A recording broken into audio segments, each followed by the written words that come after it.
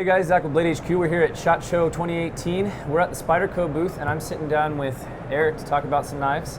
But we got a little teaser for you. I don't know if you saw the thumbnail, but if you did, you're going to want to hang on till the end. We got a little bit of a surprise for you. So, but we got some great knives here. And Eric, can you run us through what we got? I'm excited. Awesome.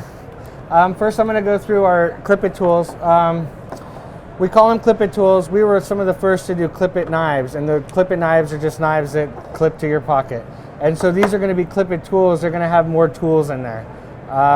We're going to try to do what we do with knives, is it's high performance. And so this knife is going to have a liner lock, and it's going to be a nice stable liner lock. It's going to be secure during use. It's got a nice 4-finger choil here, so you're going to be able to climb up on that blade and get full control. It's got a great full flat grind. It's got great serrations. These are some of the things that we're very good at. We were the first to do sheep's foot blades, and we're going to do sheep's foot blades on this one. So this one's the Rescue Clip-It tool.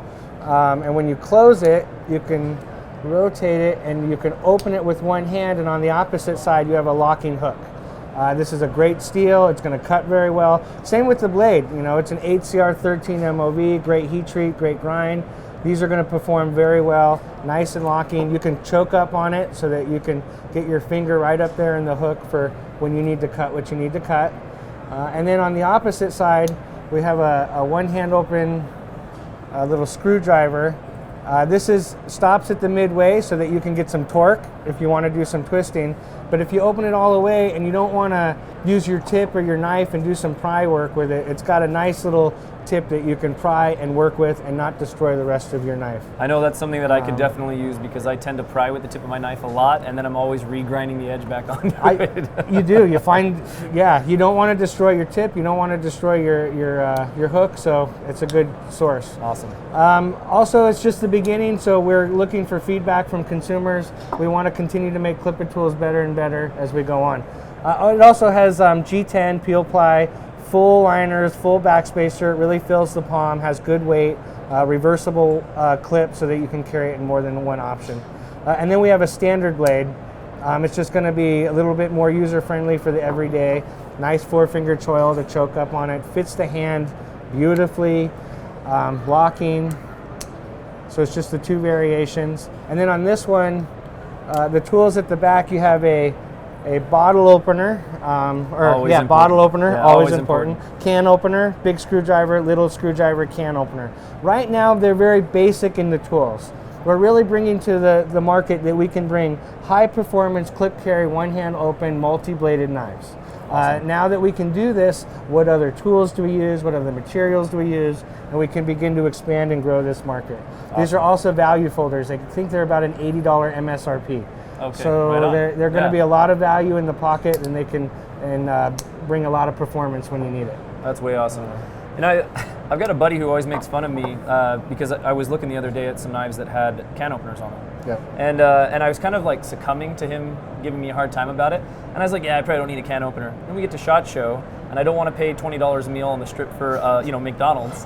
So we go to the casino. Early. So we go to the grocery store, and I'm like, oh, I want to get some cans of tuna, and I don't have a can opener now. So first off, I'm not happy at my buddy, but second off, I'm glad to see a tool that's got a can opener in it. Yeah, this is awesome. And you know, whether it's the screwdriver or the can opener, you know, how good is the material? How is the edge? What are those ratios? Yep. How well is it going to work and cut through that can? Yep. And I'm sure there's improvements that can be made, and we're going to do that. Awesome. And I just want to point this out too. With that can opener, when you choke up on it with that 4-finger choil, I mean, you're right there. You can really go to town with it. That's great. So I mean, not only does it make a great, I'm bumming in Las Vegas trying to go to SHOT Show knife, but it also makes it great for camping or anything like that as well. It's a good start. Awesome. Great. Next one is a Brian Lai design. We call it the Amalgam. You know, I think currently he's still a college student. What he did is he sent us a CAD program and some SLAs and some neat concepts. One of them is that flipping compression lock, which we're really getting into these days. Totally. You can use the hole very well. Oh yeah. And it still flips great, and that lock is strong and easy to use. Awesome. I like this tip. It's got a nice working tip. You can choke up on it. You can get the full grip all the way back and have a nice guard. You know, when you swing it around and it's closed in the pocket. I mean, it's got the little knob sticking out, but it's not huge. We also radius it. so you don't have points and stuff that's scratching Which your is hand always nice. as you go by. It's got the reversible clip if you want. You know, it's S30V, it's G10 with a peel ply carbon fiber, nested skeletonized liners. It's just a high quality flipper. That's awesome. So, college student, so he just sends you this out of the blue, and you guys were like, oh, we like this design, let's do this. Yes. That's awesome. We thought- always get questions, how can I get into industry? Come up with a good design. Well, design helps. You know, Yeah, oftentimes, if they can build a prototype and develop the model, even get it into some consumers' hands and see the pros and cons, Totally. it's always a little easier for us. Of course. Usually we don't just take drawings and Right. prototype them and develop them I and scratched run. this down on a napkin at Denny's, here you go. But he Nice. was an exception to that rule. Cool. It's been a fun project. Awesome. I guess next, this is called the Jerry Brower. Jerry Brower, I kind of consider him a friend of Spyderco. We do this thing called the Amsterdam meet every year. We've been doing it about 15 years. He's a custom knife maker that's been going to that show. He gives great feedback when we're getting feedback on the prototypes and giving the presentation. But one of the things he's a fan of is the Native. And he likes the Native, but at the time he wanted something a little smaller, a little more EDC, a little more him.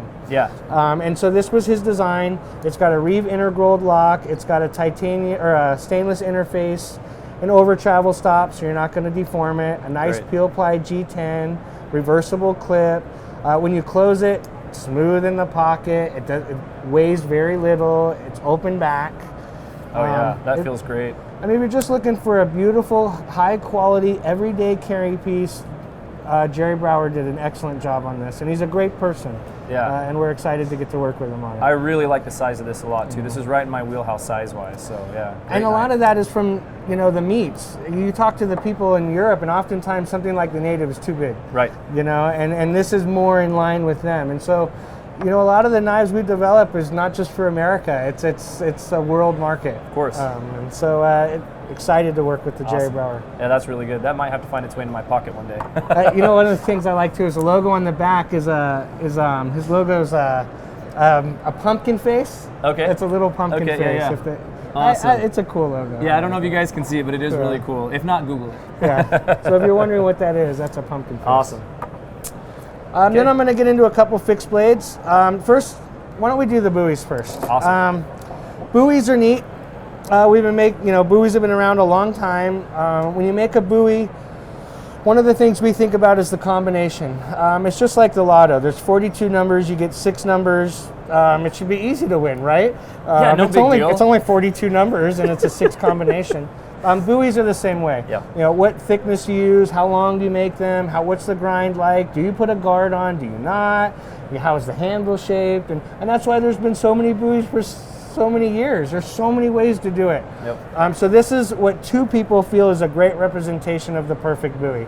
This is a collaboration between a man named Jim Ankerson, if you're on our forums, you might have heard of him, and a guy named Sanders, and they came up with this shape. It's got a really nice 3-dimensional handle that if you're working with this all day long, it fills the hand right. It's not Great. going to slide away.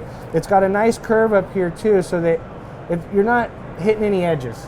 Yeah. You know, your finger up here is going to be smooth for a long time. So you get a little bit of a guard, but not a big hot spot. Right. Great. You can get your thumb all over the top, Yeah. where something like this might be a little bit harder. Yeah. He's got a nice tall grind here with 4V. And so it's going to be a tough steel. You know, it's going to deform at the edge before it chips. And he can make it a little thinner because of the material. Right, exactly. And it's got that full tang. You know, do you have a full tang? Do you have a partial tang? Yeah. It's got the lanyard at the end. It's got the screw construction too, so you can take it apart or rework it. Or a lot of Cool. buoy guys don't want their knife permanently, their handle permanently glued It's true. on. It's true. Yeah. So that's definitely a great you know. insight on that one. And so for the weight, the balance, the working of it, you know, Ankerson and Sanders did a great combination of this. Awesome. And then, so this is being made in Taiwan. This is going to be a buoy made in America. This one is kind of the perfect combination that my father did, Sal. To him, it's got to be thick. Yeah. I mean, if you look at the thickness of these two, This is, I think, 7.5, 8 millimeters. Totally. Much thinner. Yeah, we were talking to him a little bit outside about it, and he Okay. was saying that he had mocked this up a while ago, forged it, Yep. and he says when you do that, that stock ends up being really thick on Oh, the back just the end, cost so- of material, Yeah. the laser cutting. I mean, everything gets complicated, just grinding it. Yep. And so this is going to be a little pricey piece, but there's nothing like it on the market. Exactly. Even when you get down to the tip, you can drive that tip into something, it's not going to snap off. Yep. We're making it in CPM 154. This is made out of D2. It's our prototype. Okay. And even in production, it's going to be a little cleaner. This was off our grinders, though, so you can get a good idea of the swoop of the tip, the way the false edge is done. The guards are right off the machine, so you're going to see the weight and the finish of most of that. Now, this has a tang that goes to here. It doesn't go to the final screw. And you can bolt it, take it off. Yeah, I noticed that it was one you can know. take on or off. Yeah, we don't, again, just like this one, we're not trying to glue handles on, and a lot of Totally. these customers don't want that. Yep. Got a nice hook at the back, feels great in the handle. Yeah. He's got a flat handle here too. One of the things my dad likes to do is carry it in the waistband. He showed me, right? He showed me, Yeah. because it comes with I don't know. Comes how, with a leather it, sheath? So it does, okay, Yeah. so it comes with a leather sheath, because he showed us the sheath, and he cut the wrap off that Yep. goes around that, and he just was standing there, and like right out of his shirt came this Yep. knife, and I was like, where did that come from? Yeah, and he he- showed me, it just hooks right down in the belt, and So it was awesome. Has a little frog on the sheath. Yep, And that frog catches your belt Yep. as you go down, and the friction of your belt kind of holds it in Holds it there. in there, yep. And he just cuts the strap off. Yep. And it's a quick, easy draw. Yeah, he pulled it's it so, there was actually somebody standing next to us, and they were like, they did a little jump, and I was like, that's awesome. It hides away well. Yeah, it was great. It kind of reminds me of Crocodile Dundee. Little bit. That's not a knife. Yep, This is exactly. a knife. So this one will come with a leather sheath. This one will come with a Voltron sheath. Cool. And so they are little two different schools of Yeah, thought. definitely different But schools we're there. playing with buoys, and we like buoys. Awesome. We like them. No, we do too Yeah. at Blade HQ. We actually have a video coming out soon that's about Bowie knives. So yeah, So this one's called the Respect. respect. Yeah. Naturally to respect Jim Bowie. Yep. So. Awesome. All right. The next fixed blade, I'm just really proud of its manufacturing capabilities. Yeah. So this one has a zero blade grind hamaguri or Appleseed. And trying to do that in I think a CPM 154 on this. Oh no, 20 CV, even better. Jeez. So this is a 20 CV blade with a zero blade grind and Appleseed. It also, I guess it's a bushcraft knife, so I want to point that out. Yeah. In the world of bushcrafting, everybody's got an opinion. Exactly. That's why there are so many bushcraft knives. It's kind of like the Bowie camp. Right, exactly. So what Tom Zoomer, he's a designer, he keeps his thumb on top all day long. Okay. And so he likes that big thumb purchase. Yep. There are some bushcrafters, they hate that. They want to Yeah. hold it this way, and there's some that love it. Yeah. And so that's why we do different flavors. That's always for the good. different folks. So I'm definitely not a Yeah. bushcrafter, but when I use a bushcraft knife, I actually really like somewhere for my thumb to go. Whether it's aggressive jimping or something like this, which is even better because it's much less of a hot spot than being on Right. that jimping all day. So personally, I'm about that. A lot of people round the top.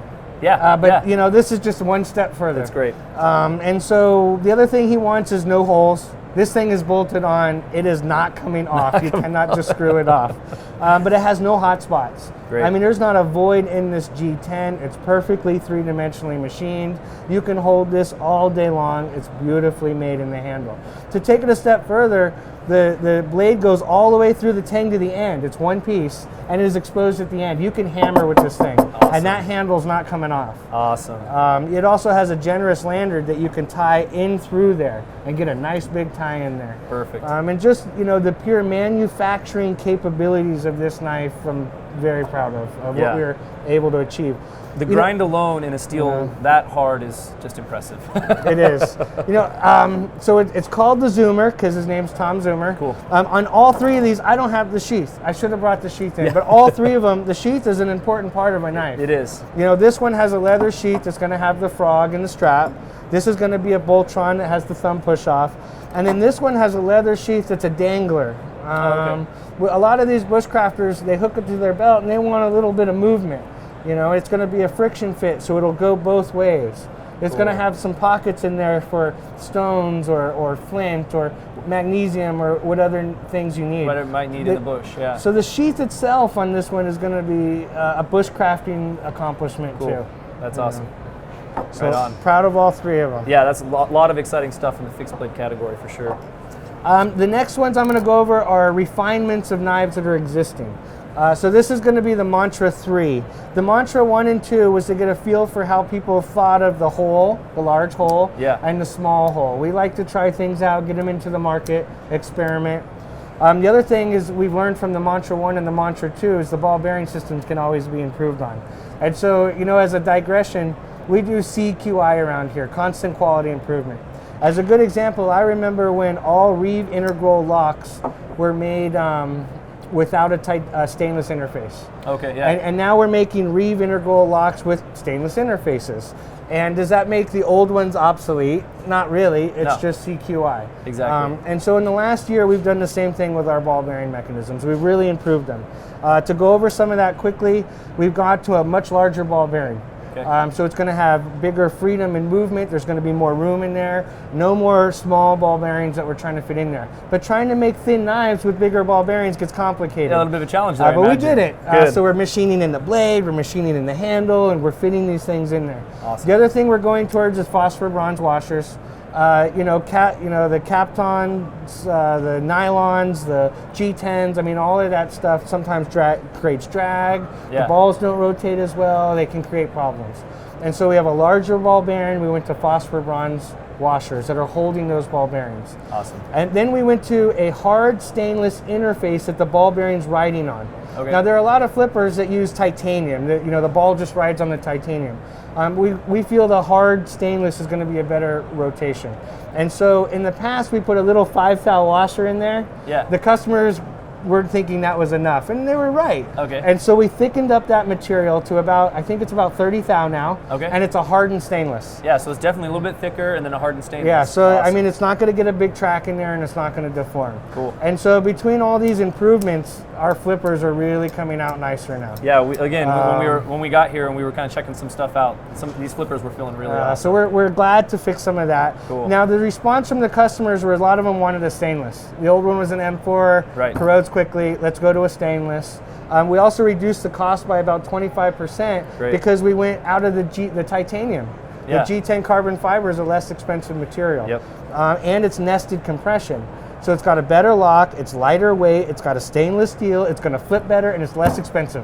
It's awesome. It's. I think this is CQI in its finest. CQI, awesome. Next is the Little Natives. This one just hit the market. This is the compression lock. It's a 2.5-inch folder, so that if you're going to be carrying it in legal requirements or you want a smaller gents folder, it's going to work. Yeah. We're going to make it in black and serrated and plain and different variations. And then soon to come out is the backlock version. This is going to have that nice sanded spine. It's going to have a different weight. It's going to have a different feel. When you carry them both, like the Mantras, we like to put them out on the market and see what the market thinks. Yeah. But this is going to be a beautifully quality backlock, mid backlock. Some of the features we like is the pin. This stepped pin brings it a lot of strength. So the backlock on this is going to be really strong. Also, you'll notice it has no liners. Yeah. We have taps pressed into the G10 for a 4-way clip. It really, that's cool. I like it Yeah, too. yeah, that's rad. And we really did a lot of experimenting to make sure those threads hold. We don't want them twisting. We don't want them falling out. And so now we have G10 linerless, lightweight 4-way clip knives. Cool. And so we're really excited to start going in this direction as well. Awesome. Well, there's a lot of really great stuff on the table. A lot of stuff to be excited about.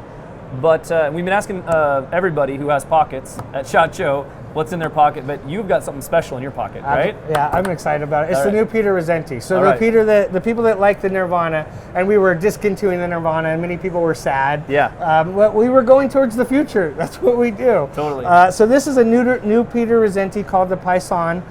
It's a single-piece titanium handle, just like the old one. Right. We're very proud of the machining on this. It even tapers towards the end, and with the jimping. When you start making 3-dimensional handle like this and tapering, it gets complicated. Oh, yeah. So I can't even imagine. it's not bead blasted.